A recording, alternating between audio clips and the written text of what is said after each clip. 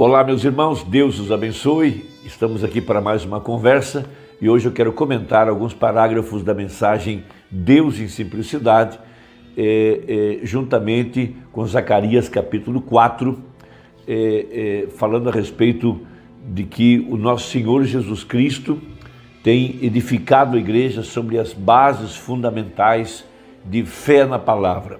E Deus não opera através daquilo que Paulo chamou da carne nesse sentido significando o esforço humano, a inteligência humana, a capacidade humana, mas pelo seu Espírito que em nós habita. O grande segredo de nossa vida cristã é Cristo habitando em nossos corações. Cristo em vós, a esperança da glória, disse o apóstolo São Paulo.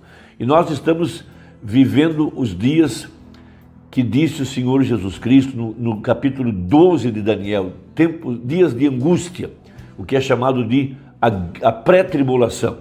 E também está exemplificado na Bíblia em Apocalipse 6, quando se refere ao quarto mistério, ao quarto selo. Veja, esse selo do tempo do fim, que é também chamado selo das pragas, o tempo da pré-tribulação. Porque o selo da tribulação é o sexto selo, mas nós estamos no quarto selo, veja, e o mistério desse quarto selo foi um cavalo amarelo e um cavaleiro chamado Morte.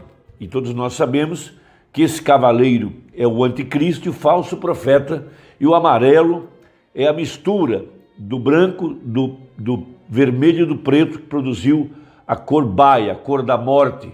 E essa era a última praga que cairia sobre a humanidade, e essa praga é a praga espiritual, a última praga que caiu no Egito, a última praga aqui no tempo do fim, a morte espiritual, que também é chamado por Paulo de o tempo da apostasia, que também é chamado de a era de Laodiceia. Veja, uma igreja cega, miserável, pobre, nua e não sabe. E também é chamado pela Bíblia de o Éden satânico. Essa é a única era em que Satanás é o Deus dessa era maligna, e ele cegou o entendimento dos incrédulos através do evangelho social, evangelho científico, através do conhecimento, da cultura, da filosofia, da sociologia e assim por diante.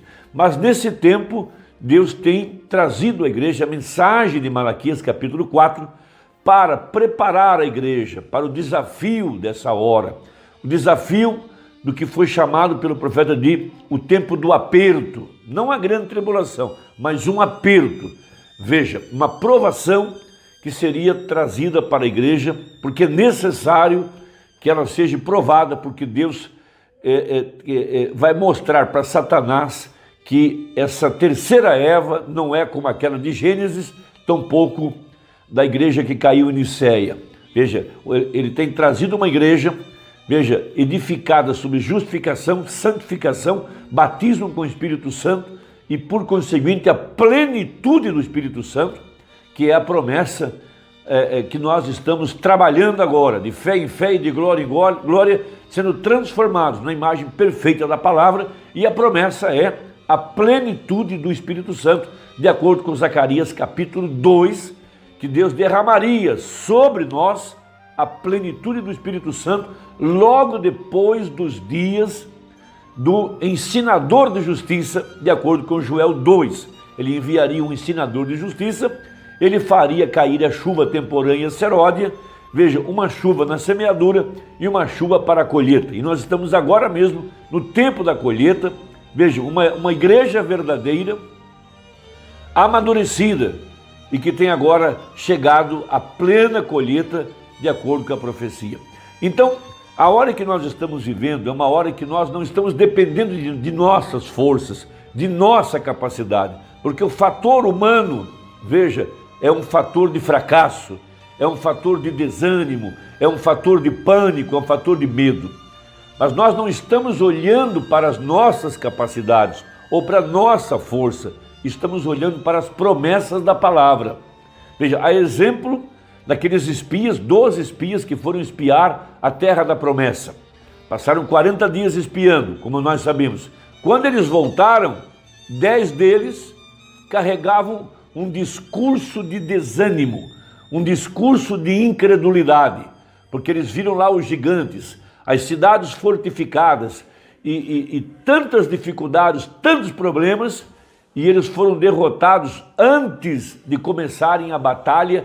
No homem interior, foi ali onde eles foram derrotados. Mas havia lá dois, Josué e Caleb, um tipo da verdadeira igreja aqui no tempo do fim, que não está olhando para o tamanho dos problemas, para as dificuldades, para a pandemia, para a confusão religiosa, para a pressão econômica, para as circunstâncias em que nós estamos vivendo. Nós estamos olhando para as promessas que Deus tem feito. Deus tem nos colocado aqui debaixo do pacto da graça. Veja, não é nada que nós mereçamos, não é por causa de nossa obediência, mas é por causa de sua graça. Veja, aquela pedra cortada sem mãos veio clamando graça, graça a ela. E nós estamos olhando para essas promessas como fizeram Josué e Caleb. Então leiamos Zacarias capítulo 4, a partir do versículo 1. E tornou o anjo que falava comigo e me despertou como a um homem que é despertado do seu sono. Veja, desperta tu que dormes. Veja, desperta de entre os mortos. E me disse, que vês? E eu disse, olho e eis um castiçal todo de ouro e um vaso de azeite no cimo, com as suas 7 lâmpadas. E cada lâmpada posta no cimo tinha 7 canudos. Ele estava contemplando o mistério das 7 eras da igreja.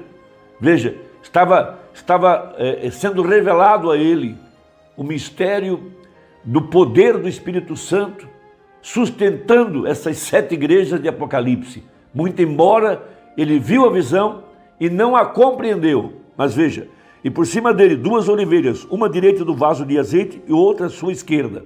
Veja, a igreja sendo suprida continuamente do azeite. Por isso Jesus disse, minhas palavras são espírito e vida.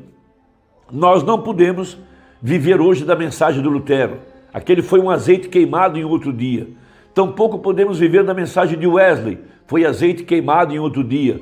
Tampouco podemos viver da mensagem dos pentecostais.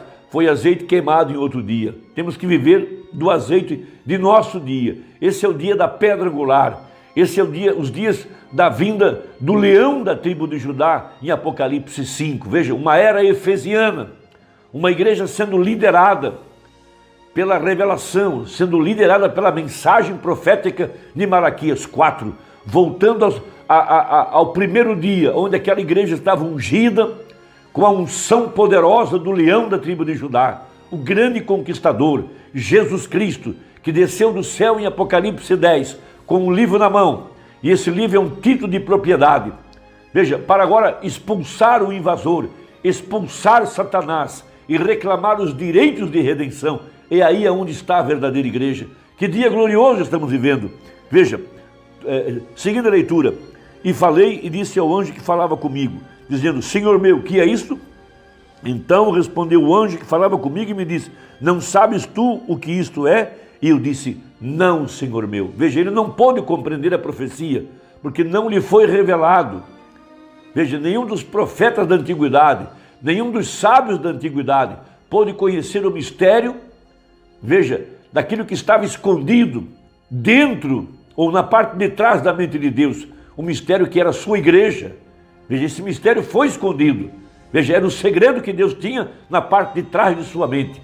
Mas veja, e respondeu e falou dizendo, esta é a palavra do Senhor a Zorobabel, dizendo, não por força, nem por violência, mas pelo meu Espírito, diz o Senhor dos Exércitos. Nós não estamos pelejando com as nossas forças.